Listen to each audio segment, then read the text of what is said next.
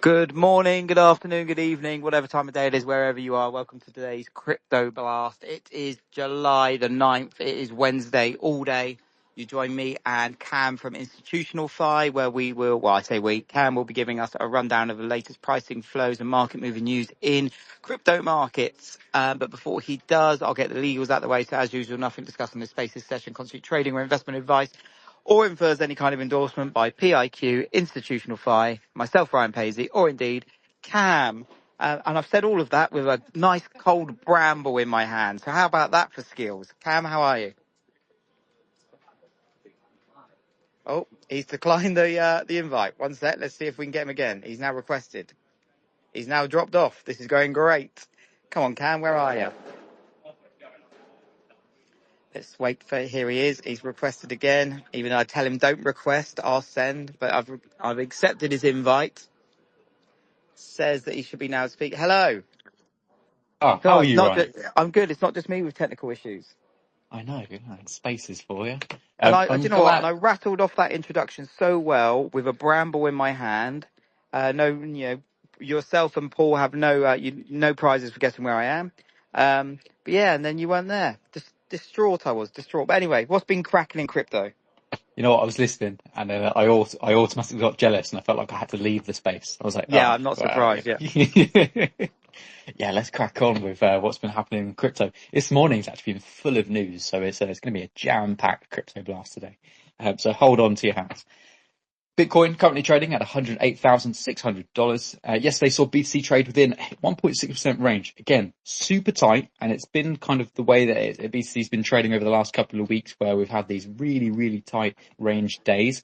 Long gone are the days where we used to have 10% fluctuations every Don't single jinx day. it, mate. Don't jinx it. Jesus. Well, I've got a question for you. And go this on. is putting you on the spot, but I think it's good. It keeps you on your toes. You young whippersnappers, you need to be held to account. How many days on the spin now has Bitcoin been above $100,000? Well, I checked, and it was 42 days 3 weeks ago, but that was before it dipped below 100k for about 2 hours. So we're coming up to just about 55 days if you take away the couple Well, of we're hours not where we're it not was. taking it. That's not how it works, you bellend. We're not gonna. How many days above 100? Well, if you take away the time when it went below, no, we're not doing that. Yeah, we got held. I see what you're saying. Though, if it was only for a few hours, you'd like to say, yeah, we can ignore that, but we can't. Okay, 17 days. 17 There you days. go. Which is still phenomenal. And if you exclude the 2 hours or whatever it was below, it's up in the 50s, or maybe 60s. Yeah, 60. Yeah, that's insane performance. Well done, Absolutely. everyone. Yeah, well done, well done. Although, you say don't jinx it. I did benefit greatly from those 10% fluctuations. So we'll, anyway. So I was speaking to a couple of TA guys yesterday, and they were extremely concerned with something. And they highlighted to me, and then I started seeing posts on social media regarding this setup that's taken place with Bitcoin. So I thought we'd kind of just cover what it is that you might be seeing, especially if you're listening in. No doubt you're paying attention to Bitcoin's price performance. It is the fact that Bitcoin's price setup looks eerily similar to what Bitcoin did back in 2021 and 2022, when we saw Bitcoin reach a high of 69,000 and then subsequently drop over the coming months to $16,000. And whilst yes, you have to acknowledge, if you just simply overlay the two chart setups, they do look similar. But what sets these two setups worlds apart is the underlying financial environments that we are now trading in. If we look back to 2022, there wasn't a lot of corporate treasuries in place. Digital asset regulation was here, there, and everywhere. It wasn't really in place. Tokenization as a whole was essentially in discovery mode. I don't want to recall everybody's minds back to the time where you had corporations buying virtual land via Sandbox. And they just wanted to be near Snoop Dogg. So they were paying, 20, 50 grand just to have their little icons of their company sat next to someone else. This time I like to refer to it as you saw institutional interest. There wasn't much demand for it. But now if we fast track to current day, we have global regulatory frameworks in place in most parts of the world with more coming in the pipeline. Institutions own a lot of Bitcoin via corporate treasuries, ETFs, and so on and so forth. They own over 20% of Bitcoin circulating supply now, which is massive. Go Yeah, I back mean 3 years ago. it's chalk and cheese comparing the markets to what they were 3 years ago, or to be honest, even 2 years ago. Um, you know, they're Exactly non-comparable. that. No, exactly And that. to bring it back to TradFi, is like the only thing I know anything about. And even then, it's not much. It's I'm kind of I've got a very deep-rooted hatred to anyone that does back testing, or anyone that tries to tries to compare markets pre uh, global financial crisis with today, because there's just no point, because the global financial crisis completely changed the rules for everyone. Central banks realized that actually they're going to step in, and the whole game's changed, right, since central banks decided to step in the way that they did. And it kind of feels like that with crypto, in a way that anyone trying to compare today's crypto markets with crypto markets 2-3 years ago, they are completely different entities. I'm not referring to the price. The price is irrelevant. It's how the market is functioning. It's the players in the market. It's, we are polar opposite to where we were before, and we're in such a great position. So I'm with you here when we're just saying, like, to err on caution, where anyone you see overlaying charts from like 4 years ago, 3 years ago, 2 years ago even, I think, yes, you can argue history rhymes, and if it does kind of play out a similar way, it will just be luck. It's not like the markets are preconditioned to trade that way. And look, as you said, look at the players involved now. Look at the market structure now. It's evolved so quickly in the past 12 months, even.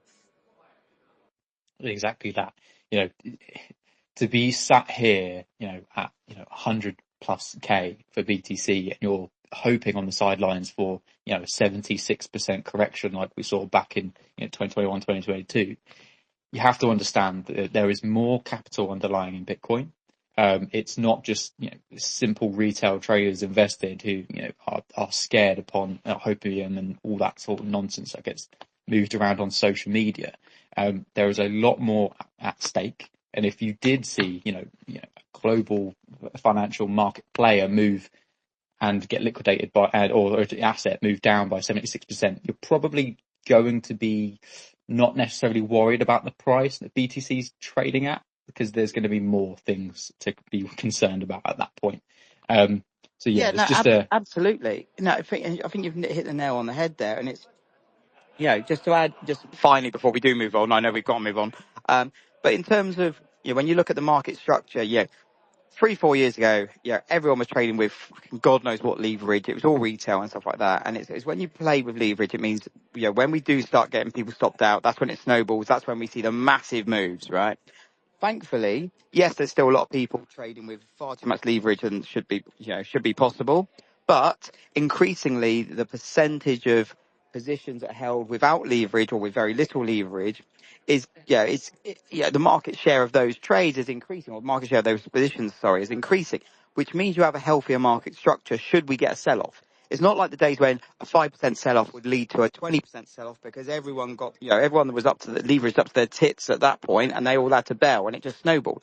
Hopefully we're getting away from that. Yes, as a retail trader, and you're a punter, it might not be as fun, but if we're looking at this from like a more sensible viewpoint, which is what these blasts are about, it's only all good news, really, in that respect. yeah, absolutely. There's a lot more support underlying at the moment than compared to previously. And a part of that support comes into the ETFs.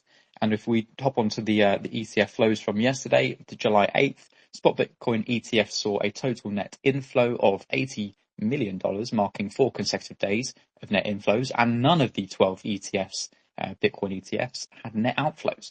Spot Ethereum ETFs recorded a total net inflow of $46 million, marking 3 consecutive days of net inflows. Ethereum's price currently trades at $2,613. If we do move down the market cap list in no particular order, looking at the next biggest 3 altcoins, Solana trading at $152, XRP at $2.34, and BNB is trading at $659. Jumping on to, I'm going to reel these news bits off as quick as possible. Ryan, if you've got any thoughts that you'd like to come in with, please do. We'll start off with stablecoins and T-bills, because that's actually been a conversation that we've been talking about quite a lot. Crypto Slate published an article that highlighted 4 US dollar stablecoin issuers hold roughly 182 billion would be in US Treasury bills, an amount that would slot them 17th on the Treasury Department's country by country league table. Tethers USD tops the cohort. Its first quarter attestation showed $120 billion in treasuries, while the CEO of Tether told CNBC in late May that the firm held more than $125 billion, and that figure continues to expand to the upside. Circle's May accountant's report listed $28.7 billion in T-bills and $26.5 billion in overnight repos for a combined $55.2 billion backing the stablecoin USDC. First Digital, their May 31st dashboard showed $1.6 billion backing the in T-bills in FDUSD stablecoin. That's fun to say. And then lastly, Paxos, which is PayPal's USD stablecoin with the ticker PYUSD, uses overnight repos, reverse repo agreements collateralized by 97% treasuries. It has $878 million outstanding, which implies roughly $880 million in government debt. Moving on to some regulation being put in place firmly. New Zealand bans crypto ATMs and sets a $5,000 cap on overseas cash transactions in a major step to combat money laundering and financial crime. The Financial Intelligence Unit will also be granted new powers to demand ongoing information from banks and other reporting entities regarding individual flagged suspicious crypto activity. So, a lot tighter rules coming into New Zealand there.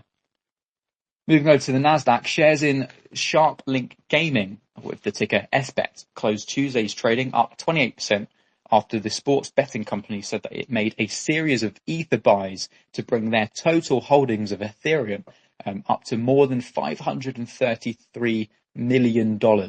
Yes, you heard that correct. $533 million worth of ETH. That represents around $205,000 in Ether. GameSquare also announced that they purchased Ethereum. In fact, with the ticker GAME, saw its stock price rise nearly 60% on the Nasdaq Tuesday after it announced that its board approved plans to build a $100 million Ethereum treasury. According to data gathered from Google Finance, GAME rose 58.7% on Tuesday to close at $1.54 and gained an additional 6.4% in after-hours trading. Interestingly, though, they're raising $100 million to buy a treasury of Ethereum, but their market cap currently sits at $60 million. Reported by Bloomberg yesterday, Trump Media and Technology Group Corporation has filed for an exchange-traded fund called Crypto Blue Chip that would hold Bitcoin, Ether, Solana, Kronos, and XRP directly, with nearly 3/4 of it compromised as Bitcoin, and would join a crowded field of crypto-minded offerings if launched. Trump Media's crypto push has drawn criticism from ethics experts who point to a potential for financial gain in areas where Trump also sets policy, despite the White House saying that the president is walled off of his namesake business. Digging into, the Truth Social crypto blue chip ETF that they're trying to launch, it will be comprised 70% BTC, 15% ETH, 8% Solana, 5% Kronos, which is the exchange token for crypto.com, and 2% of XRP. And that is based on their So no S1 Fartcoin registration. yet then? No Fartcoin as of yet, but Give it time, you're adding. give it time. Give it time. Yeah. No doubt they'll replace XRP with Fartcoin. Sadly, but yeah, according to their S1 registration, that is not the case so far. Reserve One, a digital asset management company, will go public for a merger with M3 Brigade Acquisition V Corp. The company announced on Tuesday the transaction is expected to generate more than $1 billion in gross proceeds that will back up the company's crypto reserve. With their strategy, they're saying that they're going to be accumulating Bitcoin, Ether, Solana, and then saying they will include other digital assets as well. Japanese listed company Remix Point announced that it's raised about 31.5 billion yen, which is total to 215 million US dollars through financing, all of which will be used to purchase Bitcoin. And Jamie Leviton, the CEO, has prior experience in the as the former CEO of Hut8, and she sits on the board of directors at Riot Platforms as well, which is going to be an interesting one to watch. Dubai's Financial Service Authority has approved the QCD Money Market Fund as the first tokenized money market fund within the Dubai international finance sector. The approval marks another step in Dubai's push to position itself as a global hub for digital assets after allowing Ripple's RLUSD stablecoin as a payment rail in the special economic zone last month. Bloomberg have reported that Lithuania's central bank and other authorities question whether Robinhood's tokens blur the line between real equity and derivatives, while the CEO of Tether previously clarified that the tokens are derivatives designed to give retail users exposure without transferring actual shares. Of course, this was talking about tokenization of stocks, being able to trade those on the blockchain. This one has got an interesting name, Ego Death Capital. Yes, you heard that God. right. What have we said about the one thing we need to work on with the crypto industry is choose your names better. Jesus Exactly. Christ. That is fucking awful. So Ego Dev Capital, I'm going to repeat that again. Ego Dev Capital has closed a $100 million fund to back startups building on Bitcoin. The firm plans to lead a Series A rounds with initial checks ranging from $3 million to $8 million. I'm going to set up a new crypto venture. Okay, if Yeah, anyone's out build there on listening, Bitcoin. I know if anyone out there is listening and they want to invest, it's going to be called Soapy Titwank Capital. There we go. I accept anything you want. I accept Fartcoin if you want to fund me that way. But there we go. Soapy Titwank Capital. You heard it here first. PIQ's going big. Did you say if you want to thumb me that way? Anyway, we'll move on. Oh Claire dear. Move on. Technology. Claire Technology Group announced Tuesday it secured a $20 million credit facility with Coinbase Credit, which is a subsidiary of Coinbase Global. The company intends to use the net proceeds from the multi-draw loan facility to fund its strategic Bitcoin accumulation goals, borrowing under the credit facility with a secured part of Claire's existing Bitcoin holdings. Another story has come out today. Emirates signs an MOU with Crypto.com for payment integration. So Emirates, Dubai Duty Free, and Crypto.com signed a memorandum of understanding to enable digital payment solutions for travelers. That's an interesting one. So, and then later, today, Emirates also announced that you can now spend your crypto to buy flights internationally. A story that I just saw pop up on Bloomberg. Tether CEO Paolo, is a lot. I mean, he's saying quite a lot. Said with Bankless that Tether does not plan to go public. Just in case you were wondering, like Circle went public. So Tether not planning. is this because if you go public, there's a lot more auditing you need to do? I didn't say that. Another one, massive news. Ripple selects BNY as primary reserve custodian for RLUSD. Now, that's Bank of New York Mellon for anyone wondering. yes, and so there's a few headlines misquoting this recently. What it is the BNY are acting as custody over the assets that back up RLUSD. So they're not holding RLUSD for Ripple, and they're simply holding the assets that back that up. And also BNB Chain introduces tokenized US equities via X stocks, backed by Kraken Exchange that we saw just a couple of weeks ago. Obviously, they moved on to Solana at launch, but now they're moving on to Binance's BNB Chain. So expanding their reach further across Asia. I believe that's it. Here's another one. One more. Circle and OKX collaborates to deepen their USDC liquidity worldwide again, just making its USDC available more globally. Perfect. Awesome. Well, Cam, thank you so much. Listeners, it's my fault that we're a bit delayed today. I've kind of completely ballsed up my travelling times, but there we go. But we got it done in the end. Cam, wonderful as always. Listeners, thank you as always, especially those of you, well, the vast majority of you that tune in and replay this.